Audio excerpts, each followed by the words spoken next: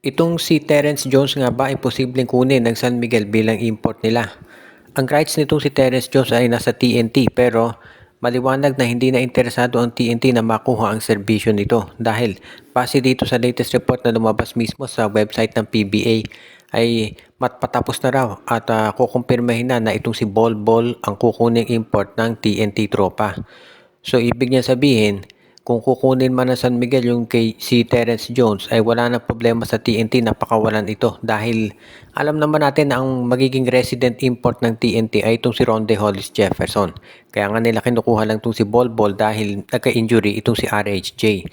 So for all intents and purposes, hindi na kailangan ng TNT itong si Terence Jones, so pwede na yung kunin ng SMB. Nangyari na dati yan, kung inyong maaalala, itong si Clark, yung import dati ng NLEX, binigay nila yung rights dito sa San Miguel dahil hindi na nila gagamitin. So, ganyan din ang malamang mangyari dito. Kung itong si Terence Jones mapunta dito sa San Miguel Beer, magandang addition yan kasi itong si Terence Jones, kung pinanood ninyo yung laro niya nung nandun siya sa TNT Tropa, naglalaro ito ng point guard. So, iyan ang magiging maganda dito sa San Miguel dahil yun ang kulang sa kanila ngayon. Pwede na lang maging point guard itong si Terence Jones. Kaya siya ang magbababa ng bola at magdi-distribute. At alam natin na yan ang kahinaan ng San Miguel. So kung makukuha nila si Terence Jones at maglalaro bilang point guard, maganda yan para dito kay Coach Leo Austria at sa kanyang lineup. Kaya nga ito ang balita ngayon, mukhang ito na talaga ang balak gawin daw ngayon nitong si Coach Leo Austria. Kung sakasakali, magiging okay to para dito sa rotation ng San Miguel Beer kung makuha nga nila si Terence Jones. As it is, alam natin na meron pang mga ibang posibleng mangyari pero sa ngayon, yan daw ang binabalak ng management ng San Miguel. Makuha ang nasabing player at mukhang wala namang magiging objection dyan ang TNT Tropa.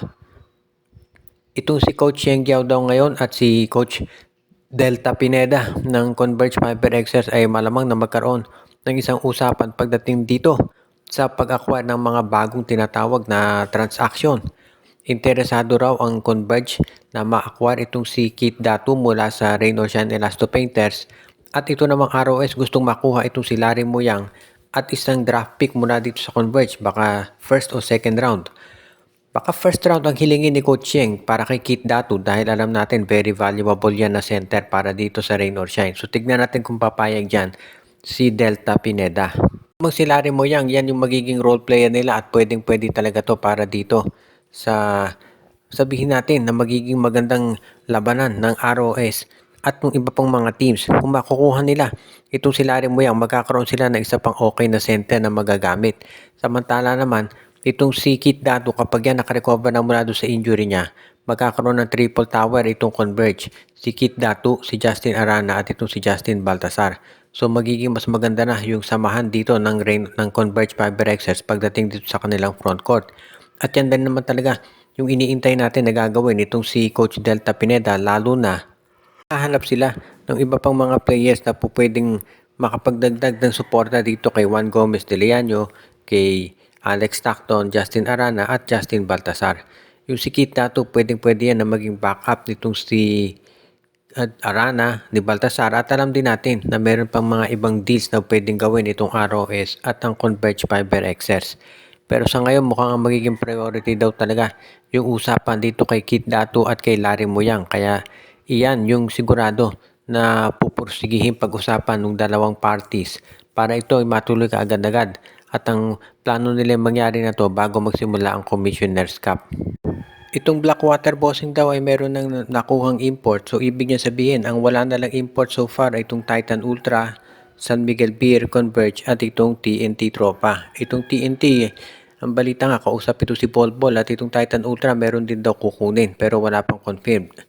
Ang wala talagang balita itong San Miguel, no? Itong Converge, yung kinuha nila si Alice Johnson, nagdesisyon na maglaro sa China so hindi natuloy yan. Pero itong San Miguel, wala pang import na nakukuha. So tignan natin kung paano gagawin dito ni Coach Leo Austria.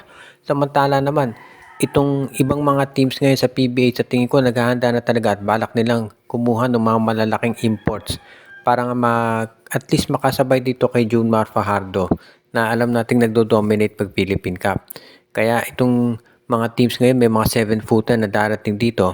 Pero so far, sa tingin ko itong Blackwater Bossing, okay daw yung import nilang nakuha pero wala pang katiyakan kung anong mangyayari dito sa bandang huli kung pipirma nga o hindi. Itong desisyon ng PBA na gawing walang limit yung height sa Commissioner's Cup, maraming fans ang natuwa dyan at maraming nga nagsabi, dapat naman talaga tanggalin na yung height limit na yan. Dahil PBA lang ang professional league na nag-i-impose ng height limit sa mga import. So dapat nga siguro mawala na yan para magkaroon ng tinatawag na at least parity man lang. Kaya tignan natin kung anong gagawin ngayon itong mga teams dito sa PBA kung sakasakali. Pero malakas na yung panawagan na tanggalin na talaga yung height limit maski na dito sa Governor's Cup. Kaya nga ito ngayon ang pag-isipan natin kung mangyayari na talaga. Pero as it is, mukhang papayagan na talaga dapat ng PBA na tanggalin yung height limit dito sa liga. Kapag yan ginawa nila, sa tingin ko mas magiging competitive na ang PBA at yan naman talaga yung gustong mangyari ng mga fans sa matagal na panahon na yung PBA maging okay na pagdating dito sa pagiging competitive ng mga teams at pati na ng mga players. Ito namang Barangay Ginebra ngayon, balita ay sinusubukan daw nila na kausapin ito si Christian Stan Hardinger para bumalik at maglaro sa kanila. Alam naman natin na isa dito sa nagiging problema kasi ngayon nitong Barangay Ginebra talaga ay yung kakulangan dito sa big man at kung makukuha nila itong si Christian Stan Hardinger ulit, magiging mas maganda na yung kanilang pagbalasa ng mga tao. Kaya nga itong si Coach Tim Cone, yan daw talaga ang balak ngayon. Kunin na itong si Stan Hardinger at baka ibalik si Isaac Go at isama pa si Ben Adamos. Kung ito yung mangyayari, magiging sabihin na nating return nitong si Stan Hardinger dito sa Ginebra. Ito talaga yung matagal na iniintay ng mga fans dahil ever since nung nangyari yung trade kay Stan Hardinger, Stephen Holt, itong Stanley Pringle at Isaac Go, maraming fans ang nagsabi na hindi dapat yan ginawa ng Ginebra na sila nalugi.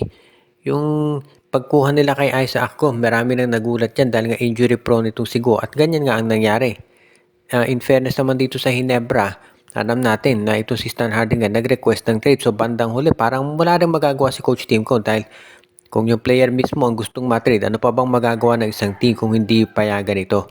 Anyway, susubukan daw ng Ginebra na kausapin to si Stan Hardinger para tignan nila kung makukumbinsi na bumalik dito sa Ginebra.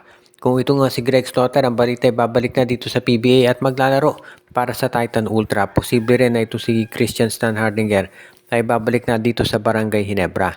Siyempre, kinakailangan munang magkaroon ng matinding usapan yan at kinakailangan din munang sabihin na natin evaluate ng Barangay Ginebra kung ano ba kondisyon ni Stan Hardinger dahil halos 2 years na to na hindi naglalaro ng basketball.